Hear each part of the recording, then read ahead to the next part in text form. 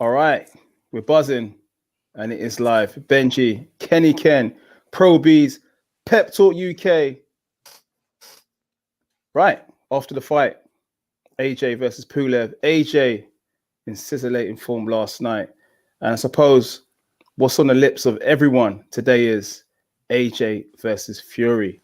Now, I've got two good mates in the building who watched the fight last night. And we'll start off with Benji.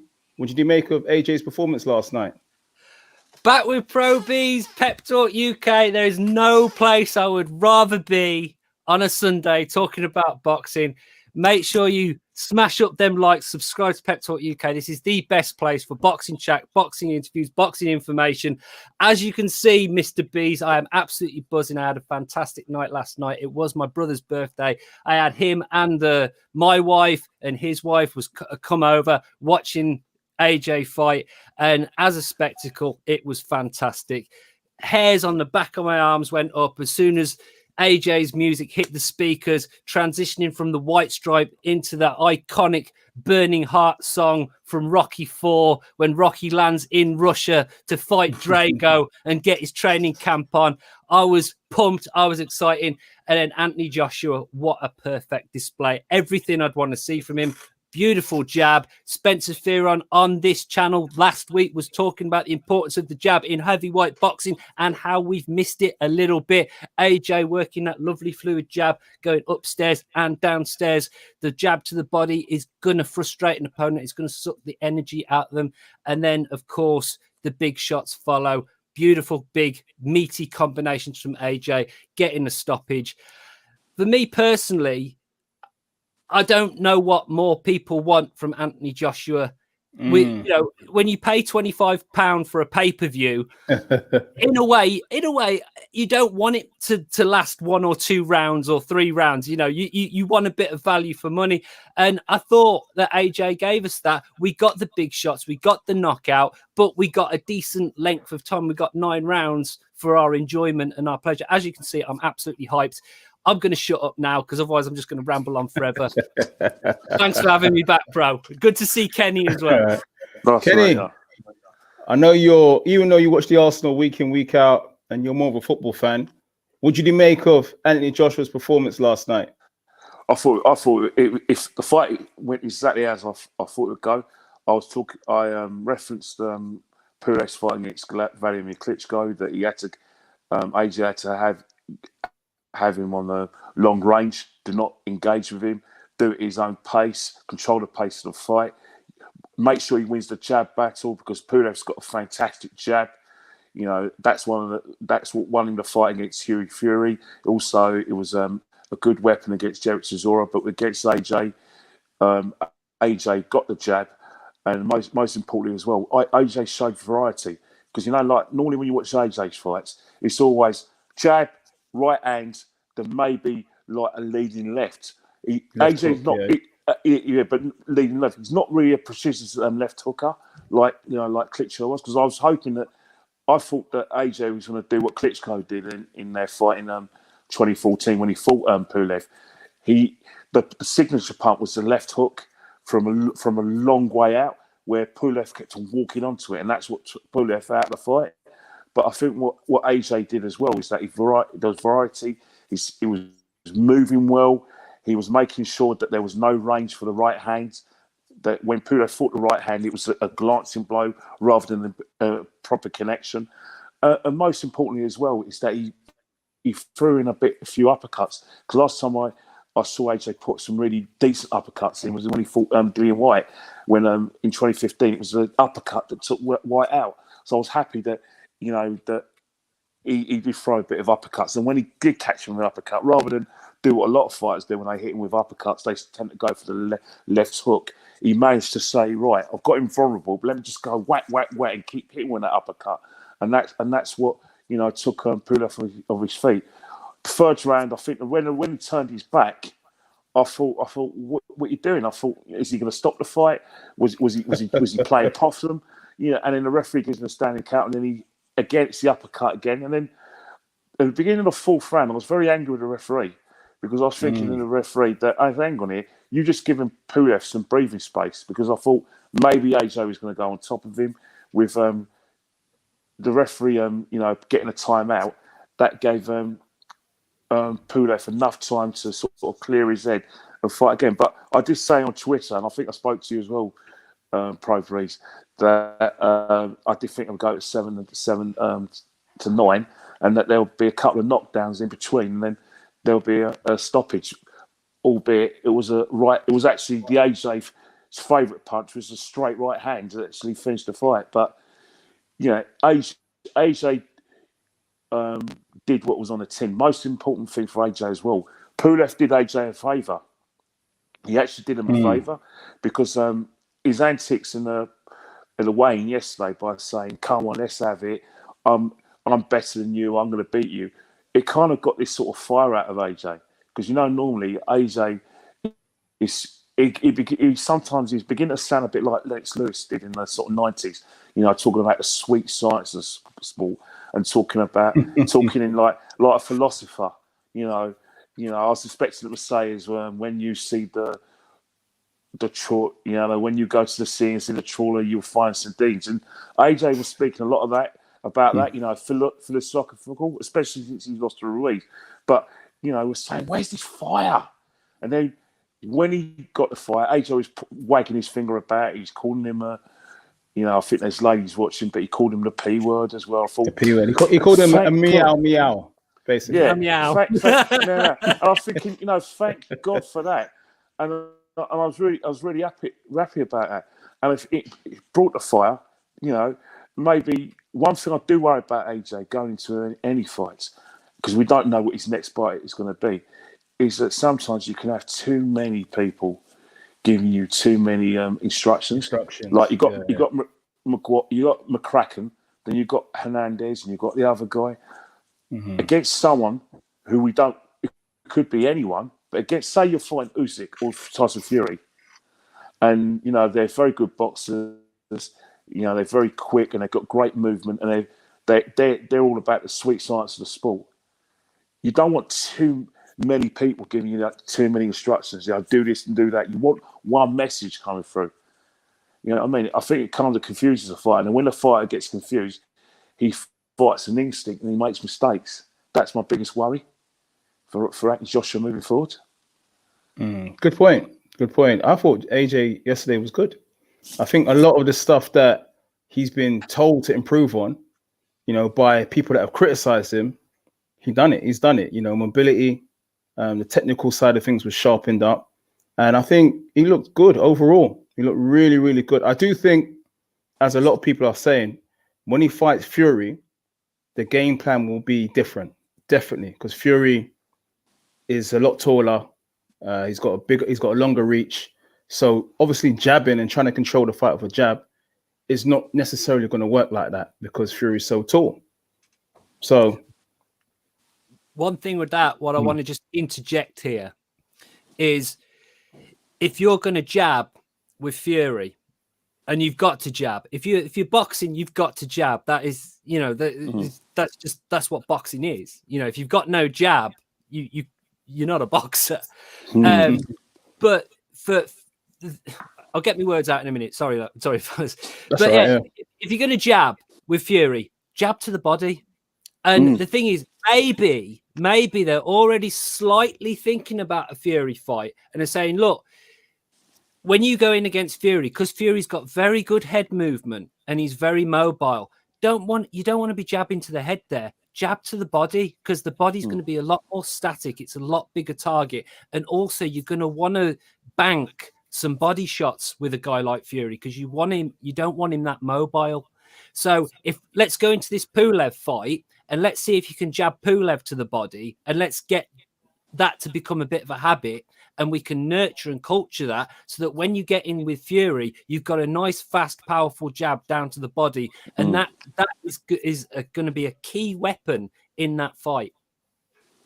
100%. Guys, smash that like button. Benji, Kenny in the building, discussing Anthony Joshua potentially taking on Tyson Fury next year. The biggest fight. Maybe, but guys, out there. Guys, one thing is obviously just before Benji just speaks, one of the things we have to think about is that that you can never say never in boxing. You can never say ever. And I think with the Tyson Fury fight as well, if we're going to discuss this very much, there's a lot of things that can happen. Just because everyone wants it, just because Benji wants it, just because you want it, Pro Breeze, because the British public want it, because the fighters want it, Bob Arum wants it.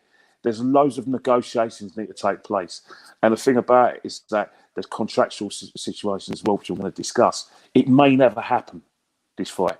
And I think boxing fans and casual boxing fans, because they're the ones who pay the money, need to contemplate that.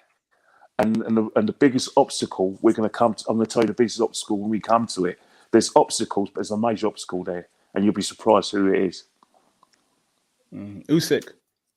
I'm not saying. Let the show flow. Even Wilder. Yeah. Let the show flow. All right. Okay. I'll tell you what. Let's interact a bit with the viewers and get some of their comments in. All right. So Terry says, "Hello, Fury's been fighting bums. AJ's fought more top 10 than Wilder, Fury, Ruiz. Altogether, congrats to the champ." Right. So this brings the point of the resumes. Right. I'm not going to lie to you. Anthony Joshua's resume stands up with the best of them. We can say the names. We can say Povetkin, Ruiz, Pulev, Dillian White. The names Brazil, Parker. Hey. How do you kind of respond to that Fury's been fighting bums? I mean, Fury has had 2 great victories away from home. Now, some people say that's extra points because you went into the champion's backyard and dethroned them. I mean, what do you guys kind of make of that? Benji, first off. Well, yeah. I mean, if you look at records, right? Anthony Joshua's record in reverse. Pulev, Ruiz Jr., Povetkin, Parker, Takam, Klitschko, Molina, Brazil, who was undefeated at the time, Charles Martin, who was undefeated at the time, Dillian White, who was undefeated at the time. Then we skip across to Tyson Fury's record, Deontay Wilder, Wallin, Schwartz, Wilder, Pianetta, Siferi, Klitschko, Hammer, Chisora.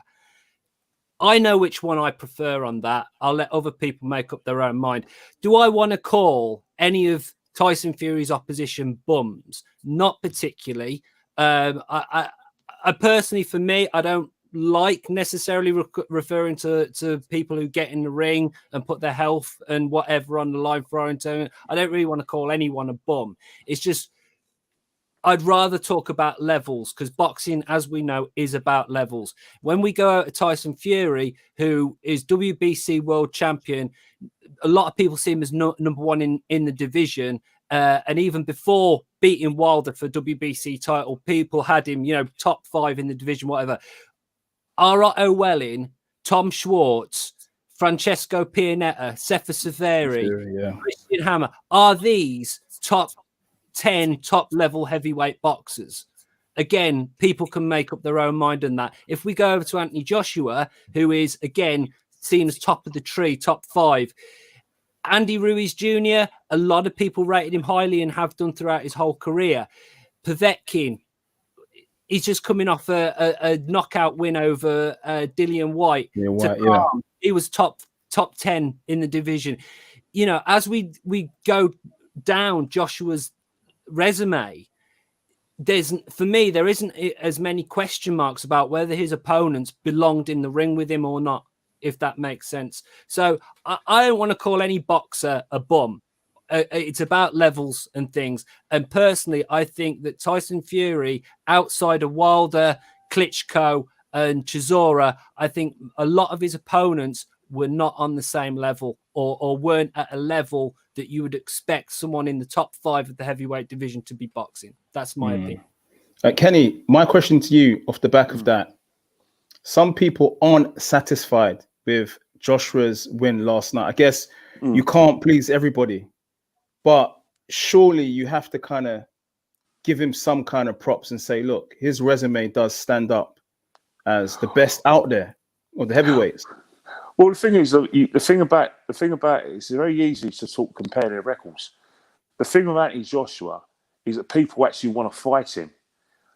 In my opinion, a lot of it is to do with financial reasons. because he's got a massive platform with Sky TV. Good point.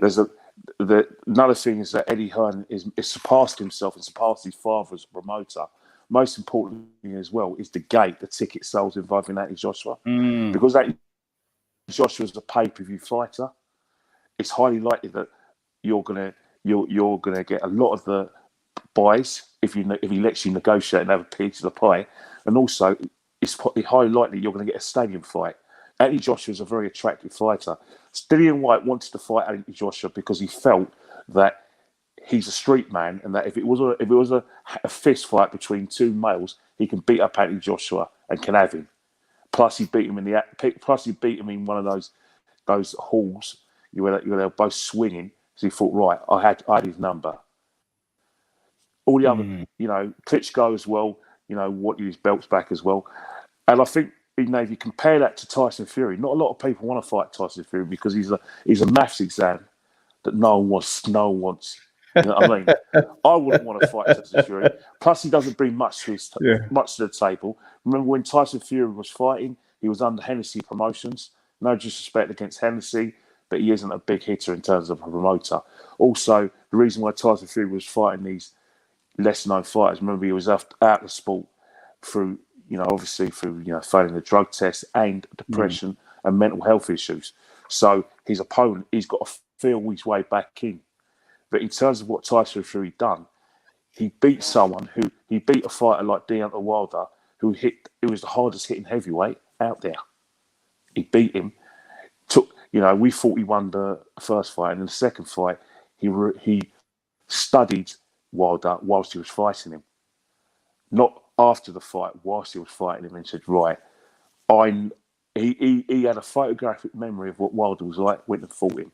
Klitschko, great planning, and another fighter was unbeatable. So there is a certain extenuating circumstances regarding both their resumes. In terms of Anthony Joshua, the trouble with Anthony Joshua is that he lost against Ruiz. And because he lost against Ruiz, people saw him as fallible. Even though there were signs there with Dillian Whyte and the signs there with Klitschko, he's fallible. So there's a lot of nervousness about him. People thought he was just a Frankenstein figure who just, had one move, left, right, and another left and a right hand and blah, blah. So I think with Anthony Joshua as well, is that we're caught between two stools. We're caught between, let's make sure that he doesn't get in a fight because we think he's chinny and we want to protect a future fight with Fury, but we want the old Anthony Joshua as well to go and smash people up. Unfortunately, the levels that Anthony Joshua's fighting as well is that he's not able to do that because the simple reason is that he doesn't want to empty the tank, and I think that's why he has to have calculated pressure, because the higher Anthony Joshua is going to fight, the more he's going to want to preserve his energy. Let's be honest, right? A win's a win in boxing. Doesn't matter how you do it, a win's a win. And it's all about preserving your record. The other day, when Anthony Joshua's the one who's taking those jabs, and we've seen with Yard and Arthur, and previously with Joyce and Dubois, jabs bloody hurt, right? And when you get jabbed in the face by any fighter, especially heavyweight, it hurts badly, because what happens is that once you accurately jab, people are going to think, oh my God, if the jab's hurting me, then the right hand's going to hurt. It's sure going to hurt. So he had to win. So I think what people need to do is kind of relax. Don't expect fireworks. You can demand it, which you can as a boxer, in fact, but you've got to realise, right, is that it's not always possible, because a lot of people who went to that Joshua fight yesterday, they weren't thinking about Pulev. They were thinking about a possible fight with Tyson Fury. So it's on now because Anthony won. Kenny, I have to say, we're mates, right? But a win is a win. I get that. But if Joshua would have went 12 rounds with Pulev last night, I tell you, this morning, the boxing community and the fans that watched that would have gone mad. They would have said, they would have gone mad. Yeah, I respect that. But the thing, sorry to cut in, let's remember what happened. Tyson Fury, his last fight before he fought Wilder 2, wasn't a great fight either. He got himself cut. People were doubting him. they're thinking, if someone like Walling could cut him, look what Wilder's going to do him. It's all different fights. The main objective is, especially since what's happened in New York last June, is to get Anthony Joshua through the fights and preserve a possible fight with Tyson Fury. And I think that is. I do understand where your perspective is coming from, that you want to see Anthony Joshua, blah blah blah. But if Anthony Joshua wins in three rounds and knocks him out, he beat a 39-year-old. You know what I mean? If he went 12 rounds, they would have said, he went 12 rounds with a 39-year-old. Yeah. Blah blah blah. Fury's that. Yeah. You have to respect the opponent. You got to respect the opponent. You got to respect what Pulev is bringing to the table. Pulev is a fantastic. Let's not talk about his amateur career. He's a very, very good fighter. All right, he's a typical Eastern European fighter. He's upright. Like he's more. I hate to say, maybe Benji may not agree with me, but I think a lot of Eastern European heavyweights they fight and walk like they got a crucifix on their back, like they're very upright. You know what I mean? And because they're about 10 foot tall, they can fight for range. They can keep their hands low, and like Vasily Klitschko. Oh my God! The way he was saying, please don't hit me. So I'm going to jab you and hit you a right hand. Please go, Dan, because I don't want to get hurt. And that worked for him. You know what I mean? And I think maybe Pulev is a bit more nimble than Vasily Klitschko, but he brings a lot to the table. He still has that upright style, which a lot of. All right, good points, Kenny. All right, we're going to try and get through as many questions as possible. A few people in there now. Guys, smash that like button, subscribe if you ain't subscribed. Benji and Kenny Ken answering the questions. All right, let me look for a nice, juicy, interesting one. Honestly, the comments are great today. It's like I've just put in there. It's like the Coming to America barber shop in there today. Everyone's got an opinion. Look, it's the debate. Fury and AJ. Who is the king of kings? Who would win a super fight if it happened next year? All right, so big question. Michael M. We'll just take it from the top. Fury will struggle with AJ. This is not Wilder.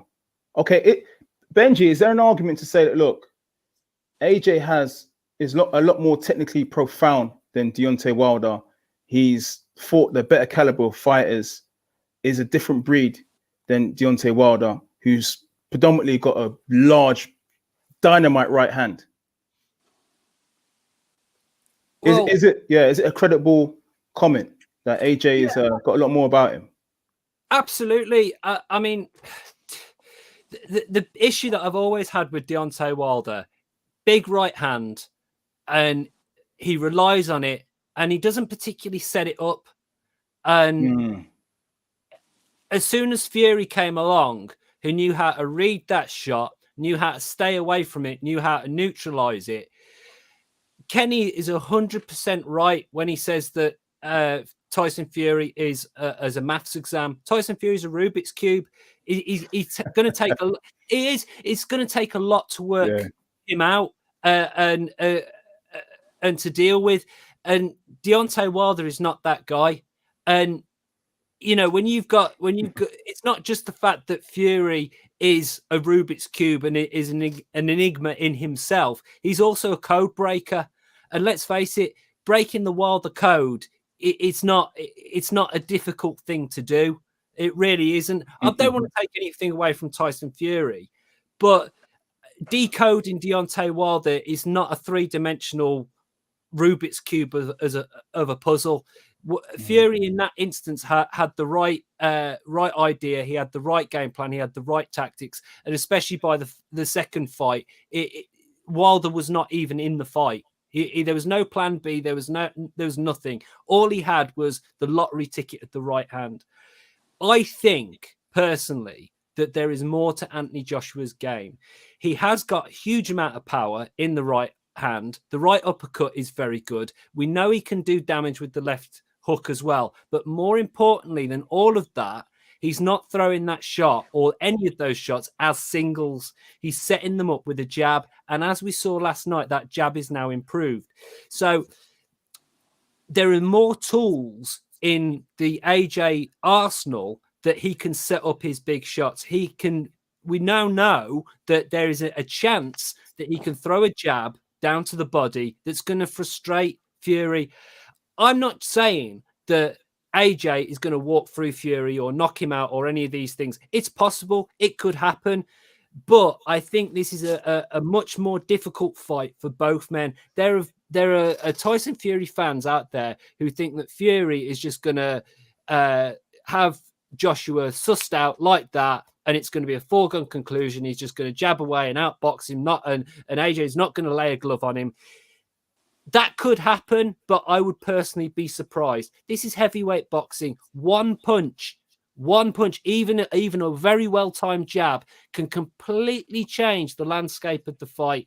And with both of these guys who are 17 stone plus, who have skills, Joshua obviously, let's not forget, Anthony Joshua is an Olympic gold medalist. You don't win an Olympic gold medal without having skills and being able to learn and being able to take what you taught in the gym and apply it in the ring. However many of these fights we get, and this is assuming, because of course Kenny before has brought up a very valid point that nothing in boxing is nailed on. Just because we want to see these fights, there's a hell of a lot of politics that's going to go on.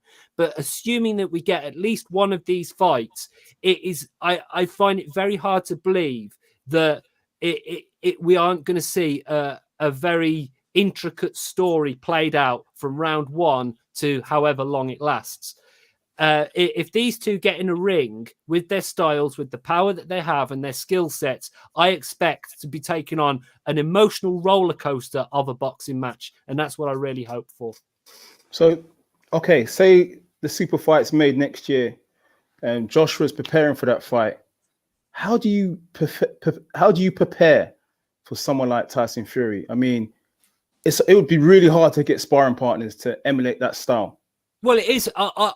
I think one of the things that I'd look to do is look at cruiserweights. See if you can get someone like Lawrence Okolie in, someone that's got fast feet, good movement, who's a bit unorthodox, a bit weird. Get someone like that in who you're going to have to chase around the ring a little bit and cut the ring off. Someone who's quick. And then you're going to have to marry that up with other sparring partners who are going to put it on you physically a little bit more. And then you're going to have to sort of do one round with maybe a Okolie, then do another round with someone that is kind of like Jarrell Miller or someone like that. And then you got to keep mixing it up to try and emulate the various different guises that Fury is going to throw at you. From an offensive point of view, I think a jab to the body is really, really important. Trying to work off that jab to create angles is essential as well. And the other thing is having the last word in the exchange. If Fury puts some shots together and Joshua's covering up and on the defensive, AJ has to be able to come back and answer and have the last word in the exchange, because whoever has the last word in the exchange is probably going to win the fight. All right, Kenny, I've got a nice juicy one for you, right? It's right here. Hold on. Okay. All right. Kingo Fania, 1864.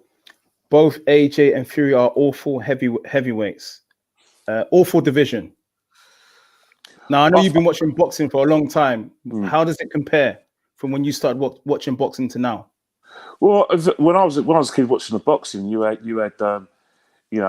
Muhammad Ali, you had Larry Holmes, you had after that. But Muhammad Ali had some good fighters. There's some very good heavyweights who didn't win titles. Ken Norton never won a world title. Now, in today's game, Ken Norton wins the heavyweight title. He unifies the division. He never won a title. So, Muhammad Ali had, Frazier, he had Foreman, Ken Norton, who's never won a title. And, he's lost to Ken Norton. So, in that respect, heavyweight boxing was very, very strong. In the 80s, and I say this with the greatest respect to Larry Holmes, but he was so dominant. It was so boring. There was no glamour in that kind of division, because Larry Holmes just jab, and he just jabbed your head off, and then boom, boom. There wasn't really many big fights for him. And then Michael Spinks, you know, light heavyweight Michael Spinks, you know, found his number in twice in '85. He reigned for a while, and then a young guy who's 5'11" from Brooklyn, New York, Mike Tyson, made heavyweight boxing sexy for about 4 years. He was just like unbeatable. And then you had Holyfield, you know, stinking the place out. Then Lex Lewis, the sweet side. And then for a while, you know, it kind of lost its glamour. And I think what's happened is that, and I love the Klitschko's. I've got respect for them, but really and truly, I think heavyweight boxing, this era is a very good era for boxers. There's some really good fighters out there, really good heavyweights. Pulev is a very good heavyweight. You know, Usyk, you know, is going to be a very good heavyweight. We know Collier wants to become heavyweight as well. But let's not forget Dillian Whyte. He's a brilliant fighter. Yet, for a reason only known to him, he decided to fight mechanically against Povetkin and leave his hands low. You know what I mean? So I think what the guy said is that it's very, very harsh to say that, you know, that Fury and AJ are the best of a bad bunch. They're not. They are the top heavyweights. But let me tell you something now. No modern heavyweight is unbeatable. All right? They are fallible. Fury's fallible. Let's not forget that Wilder, with his low skill sets, managed to find that right hand and put Fury in his arse. He put Fury in his arse in a ninth round with a glancing blow, albeit knocked his senses out, ran the ear and between the ear and the temple, but he still put him down. And in the right hand, in the 12th round, when Fury, you know, like probably rose like Lazarus, but or the Undertaker, Undertaker, yeah. But let's not forget Tyson Fury's fallible as well, so he can go down. What Wilder's biggest mistake is that he had no gas in the tank, and he could have finished Fury off. Because what's happened, he got excited. Because he thought he was behind in points, and he was. He didn't build the attack up. It was just like swing, swing, swing, swing, swing. Oh no, I'm tired. And Fury went right, my head's cleared. I can actually beat him. And if you notice, Fury actually did him with a double jab and a right hand, which wobbled Wilder, but Fury was tired as well. So, saying that, I think it's a good time to be a heavyweight because I still think that Dillian Whyte's got a chance of getting a title, and I think that, you know, there is fights heavyweight. Dillian Whyte against Usyk, that's a fight that could happen. Can't rule that one out. And the winner fights Joshua Fury. Who's to say that Dillian Whyte, you know, doesn't have a good day and get together and beat Anthony Joshua? That left hook, Dillian Whyte's got the best left hook in the business. Heavyweight boxing. There's no doubt about that. The way he knocked out Derek Chisora, one punch left hook, and then what he did to you know, Lucas Brand, the way he took Parker off his feet. I think that questions are very harsh. I think what it is, right? I say it's a great respect. I think a casual boxing fan put that question out of me, rather than someone who's a big fan. They just see AJ and Fury, and they think, oh, everyone outside that is a load of rubbish, which is a bit harsh. All right. Good question, Benji from Eastwood. Good point. Sorry. Fury is susceptible to the overhand right, in brackets Cunningham, but he always does get up. You remember Cunningham put him down? Yeah, it hit him right between the eyes. He literally hit him right between the eyes. A big overhand right. Fury was in control of that fight up until that point, and yeah, he did get up off the ground. And in the post-fight interviews from that fight, Tyson Fury used it as marketing. He said, "Well, look, I give you get an interesting fight with me." You know, people seem to forget. Yeah. People do seem to forget that not so long, a few years back, Fury's marketing campaign was quite different to what it is now.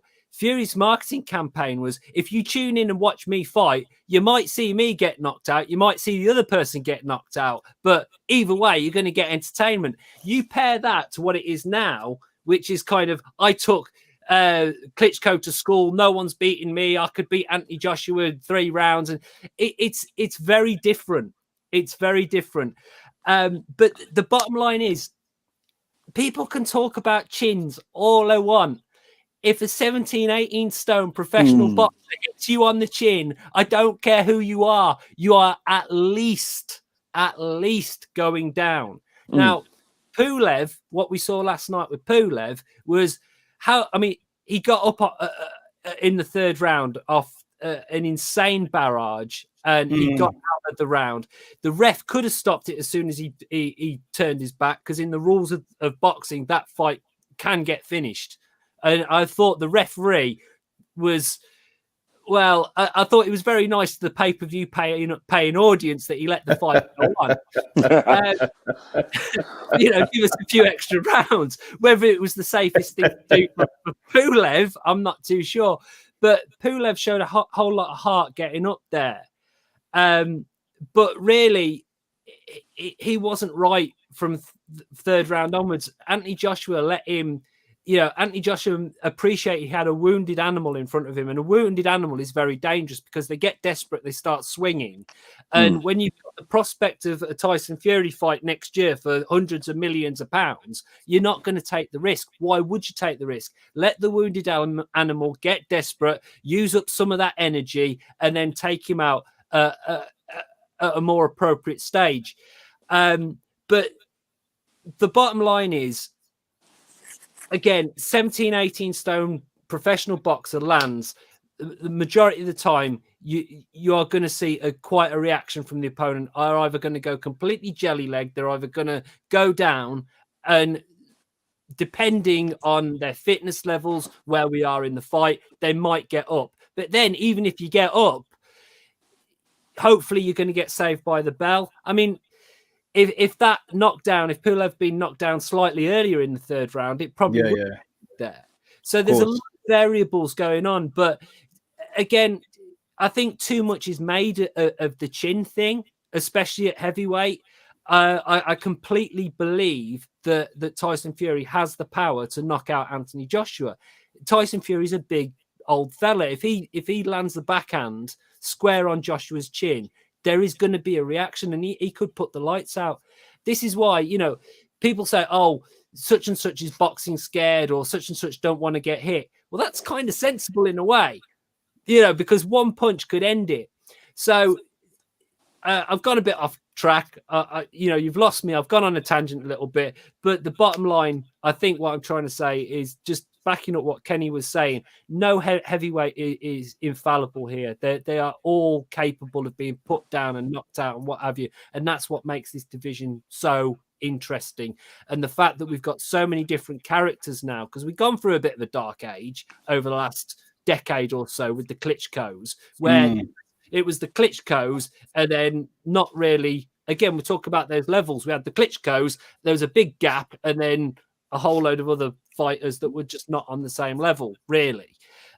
Now, outside of Fury and Joshua, we have people like Dillian White, we have people like Usyk, even Chisora. He's always in a very entertaining fight. We have other heavyweights outside this the top guys that we can talk about and make interesting matches. And because of these are big, strong, in shape guys, anyone can beat anyone on any given night. If some boxer A has a good night and boxer B, who's the champion, whatever, has a bad night, it's anyone's guess. This is why I don't bet on boxing, and neither should you. Yeah, and we saw that with Ruiz Jr., and we also saw that Otto Wallen could have stopped Fury. He could have. With that big nasty cut, it could have happened. Every fight's a risk. Every fight's a risk. All right, guys. Yeah, but you know the thing about that. Sorry, just to cut in one more point. Sorry to touch on what Benji's saying.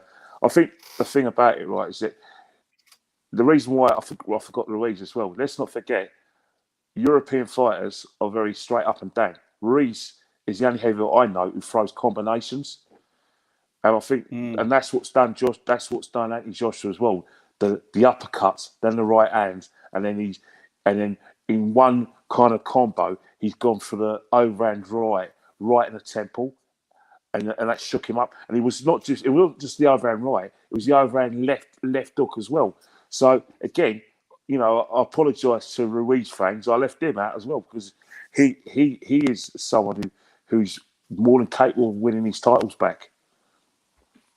All right, just a comment which I thought was a bit amusing. Warriors charge. Pulev turned his back. Man was heading for the dressing room. I don't think so. I don't think he was. I think what's happening it was part of this game. It was part when he turned his back. At first, I think he was turning his back. He's thinking, right, I don't want to pick one of these. You know, I think what I was saying is that aren't you supposed to take a knee when you're facing the referee rather than turn your back and kneel in the corner because you've been punished for letting off the school fire alarm? You know what I mean? That's what it looked like to me. But we saw that with Kell Brook, though, didn't we? With Crawford. Yeah, well, He I don't know. back, but yeah. Well, I don't know. I think he was spun round more like with a right hand didn't see it coming, and it not be for a right, so you'd have been on the floor. You know what I mean? But I think with Usyk, I think he thought, right, let me have a bit of a breather, and he's probably going to hit me again, and then he came back to fight. He wasn't looking for a way out, and I think Pulev, Usyk, Pulev. So for me, I think I don't think that happened. But some referees would have just taken it as a signal to say, right, you don't want to fight. You could either say to the fighter, right, do you want some, or do you want it over? Because I'll call it off if you do that again. Or some would just wait, right, that's your cues, stop the fight. So I shut the referee's hand because I would have been a bit angry if the referee waved that off, because I did think that Pulev did have more in the tank, which he showed because he went to the ninth round. Yeah. All right, guys, smash that like button. Pep Talk UK, Benji, Kenny Kent in the building. It is a party. We're talking about AJ versus Fury. Who would win? And we're talking about AJ's performance last night. Smash that like button. All right, Declan Scott. If you compare the resume, it's not even close. He fights bums, then beats someone who doesn't know how to throw a jab correctly, i.e. Wilder in capitals. So in brackets, they all hyped up AJ will beat Fury. Benji, okay, we're going back to this resume thing again. All right, look, AJ's resume it's there for all to see, right? Tyson Fury. Let's also talk about the pros of Tyson Fury. He is a master technician, right? He can fight both ways, yeah? Orthodox, and he can fight, again, unorthodox, right? This guy can move around the ring, 6'7", whatever it is, 6'9", sorry, can move around the ring pretty well. He can move around the ring like a welterweight, yeah? This guy went to Klitschko's backyard and went to Wilder's backyard and beat both of them. We have to give him props. We have to.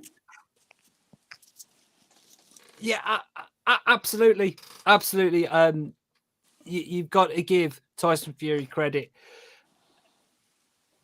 Just because we look at Fury's resume and not necessarily pull it apart, but maybe put certain question marks about the level of opposition for what sort of reason. That doesn't necessarily mean me or anyone else is disrespecting Tyson Fury. I don't want to disrespect Tyson Fury. I don't want to say anything about Tyson Fury online that I wouldn't feel comfortable saying to his face for obvious reasons. And I think more people should probably take that approach. Having a critique of a boxer, either their record or what they do in the ring, should be about their record and what they do in a ring. It shouldn't be about personalities or anything else. Now, the question mark that I have about Tyson Fury is looking at my own attempts at boxing. When I've sparred in the past, if I'm sparring against, say, a white collar boxer who's training 12 weeks to have a fight at the end of it against another novice white collar boxer, I can look great. I can look absolutely fantastic. I look like I've got the jab going, the footwork, the head movement. Yeah, I look like I'm something. But you put half decent amateur in with me, I will get knocked out and I will get embarrassed within 3 minutes. Yeah, and believe me, it's happened. This is why I don't box anymore, because like half decent amateur will absolutely knock the stuffing out of me. Again, it comes down to these levels. Now, Tyson Fury has looked like a genius. He has looked great. My only question is, he's looked great against he's looked great against opposition that I have serious question marks about their technical ability. So yes, it's very easy to look like an absolute boxing genius against a lower level of opposition or someone who's technically not great. So when I look through the resume, I look at Fury's resume, and I'm looking at it, and I'm going, well, which of these boxers is an enigma or a Rubik's cube within themselves that Fury's had to solve and outbox? That's where my question marks come in. But these things get answered, and I'm more than happy to be set straight, proved wrong, or whatever. If Fury goes in against Joshua, beats him solidly over 12 rounds, barely losing a round, hardly gets a glove laid on him, then I'll be the first to come right on this platform, hold my hands up, and shave your goatee, on this platform. Come on, mate! You know what we doing here?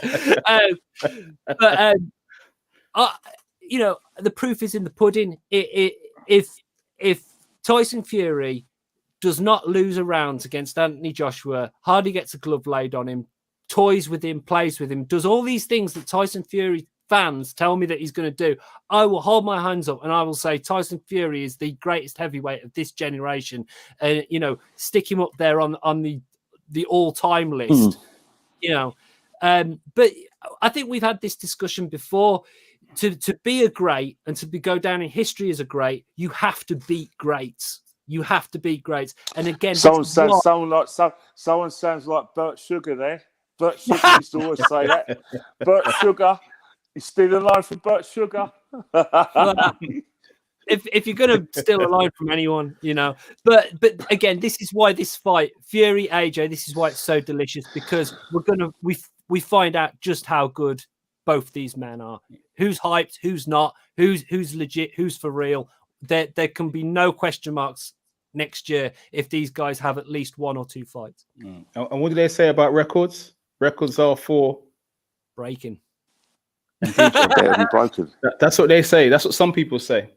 So Andy Ruiz didn't have a great record going into the fight with AJ. So the argument could be there. I think whoever's got the better game plan on the night will succeed. Yeah. Guys, smash that like button.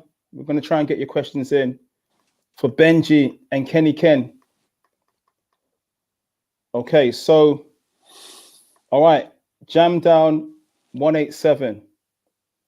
The best Fury has ever performed was against Vladimir Klitschko. That performance on reflection wasn't the technical masterclass we felt it was during the fight when emotions were flowing. Is it fair to say that, Kenny? I think it's unfair because if you look at Vladimir, he was a huge favourite going into that fight. There's no doubt about it. He was a huge favourite. He had the record. He had been beaten for. How many defences did he have? He had about. The last time he lost before was 11 years before he lost to Tyson Fury, and people looked at his fights with his fights with Pulev. Looked at the David Haye fights. They were just shutdowns, completely utter shutdowns, and people generally thought that Vladimir Klitschko would not only would he have the sort of skill set, but he had the power, to sort of walk through Tyson Fury, because everyone thought that Tyson Fury had pillows for hands. So it was always that situation that he was afraid. But what Tyson Fury did very well, and there's something that Bain Davison mentioned yesterday. He spooked Vladimir by not hitting him, and everyone talks about Tyson Fury's attributes. Like orthodox, southpaw, walking you down. The fourth attribute, which he did really well in that fight, is that he made Klitschko think that he was going to go southpaw. He made him think he was going to go orthodox. He made Klitschko think he was going to go to the jab. Klitschko wasted a lot of nervous energy, And he thinking couldn't get the something was right going hand to off. You happen. remember that? Yeah, yeah, but he didn't get the right hand off, not because Tyson Fury was blocking it and out jabbing him. We did that in some exchange, but it was an exchange when Vladimir Klitschko said, "I don't know what this guy's going to do." I think he's going to go for southpaw. He's not going to go southpaw. He's going to go orthodox. I think he's going to go the double jab.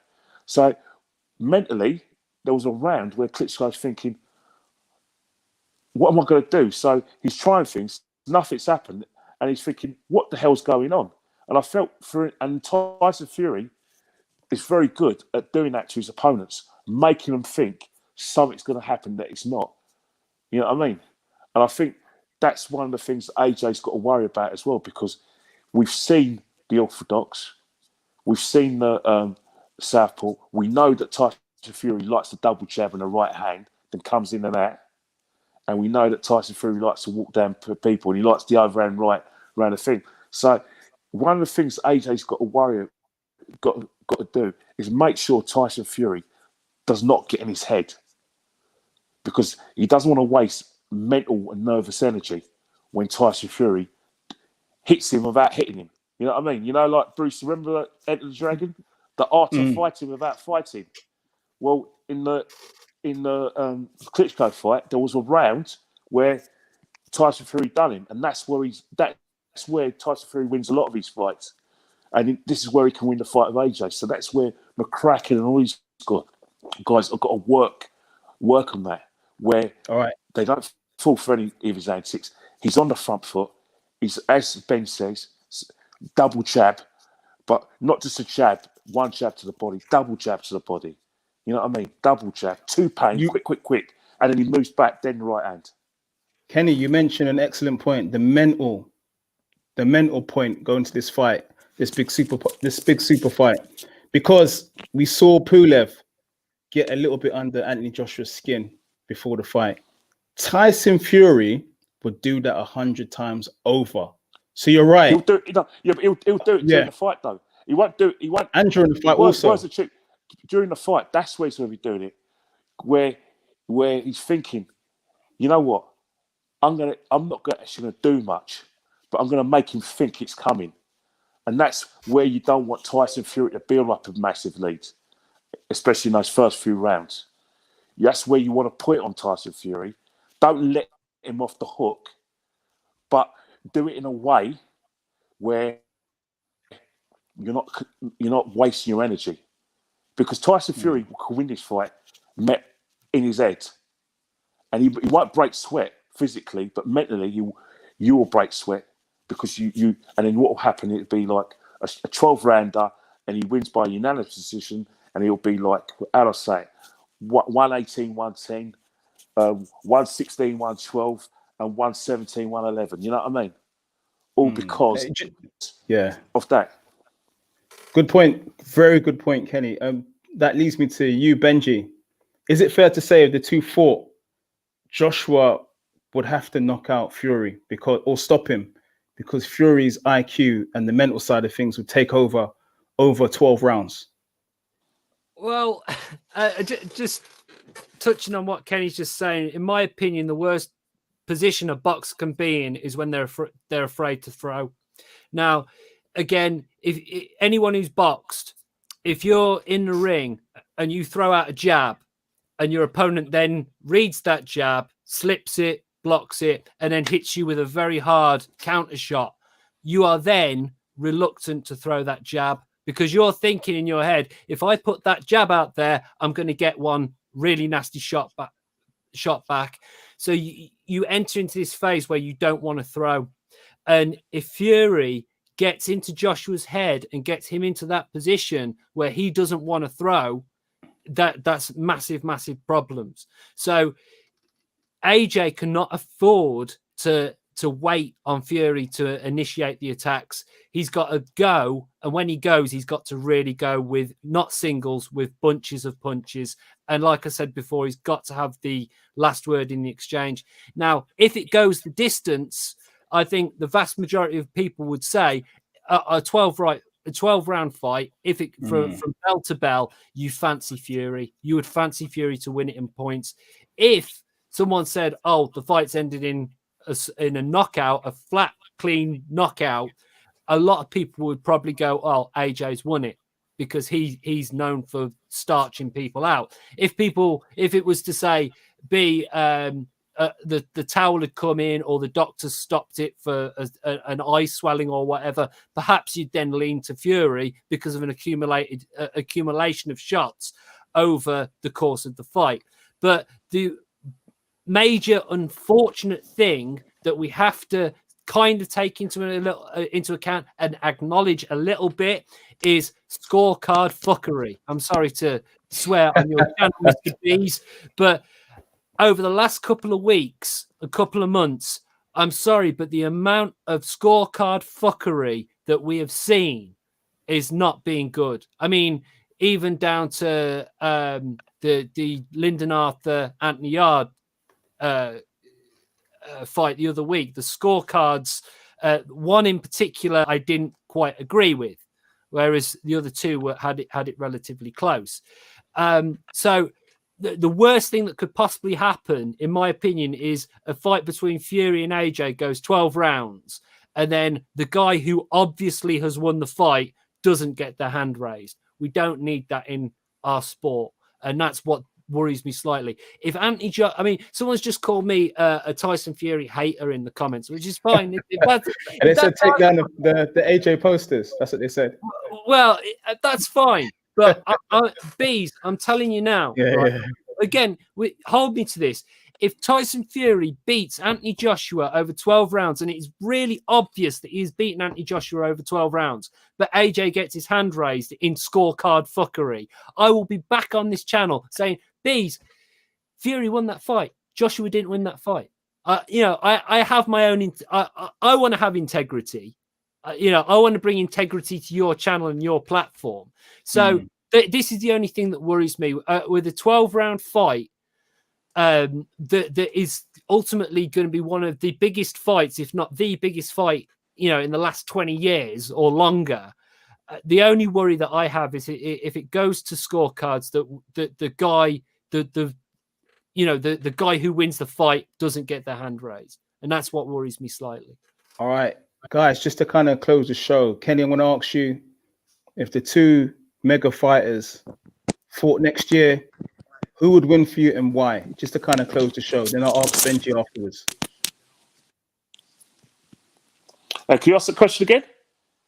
If the two, okay, just to close the show, who wins?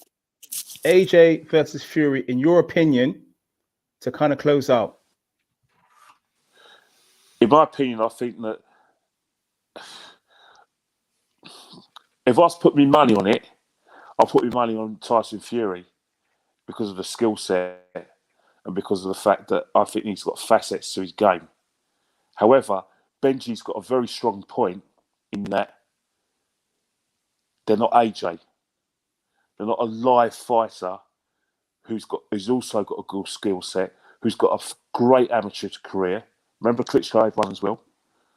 And he's relatively young at this game as well. And he's a fresh fighter. Deontay Wilder relied on his right hand. They were detonators of a right hand. You'd probably kill a man. But they were easy to read. And Tyson Fury had the advantage of fighting him more previously in order to deal with that. AJ's going to have to bring something to the table. I still think that AJ needs to throw more left hooks. I see a lot of his right hands. His left hooks are not what I'm going to see, and that's something that Fury is going to look for the right hands. He's also going to try and smother the uppercut, but he isn't expecting a left hook. I'm not talking just jabs to the body, but I want left hooks to go to the body as well. Fury ain't going to be expecting that, and I think that is something that I want McCracken to work on. It's a left hook. Now, if AJ can get it all together and catch Fury, be ruthless, mate. Be ruthless. Once you get him, remember what Lennox Lewis did to Razor Ruddock?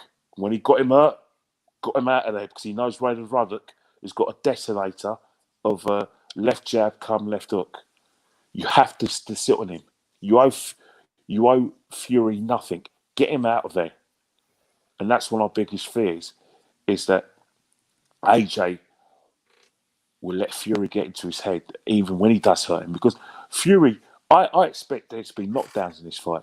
I expect both fighters to go down. Because, as you know, Benjamin says, there is power in both of them. But for AJ to raise his hand, take him out. And I'm not sure AJ could do that. And that's why I'm slightly going for Tyson Fury. I still think that even though AJ shouldn't let Fury go into his head, there's going to be rounds when AJ's not going to be able to throw because he thinks Tyson Fury's going to throw something back at him. He's going to discourage him by a jab, a double jab, and a right hand that's going to hurt him. He's thinking, oh shit, oh no, what do I do now? All right, Benji, to close out, finally, AJ or Fury, and why? Who wins this fight?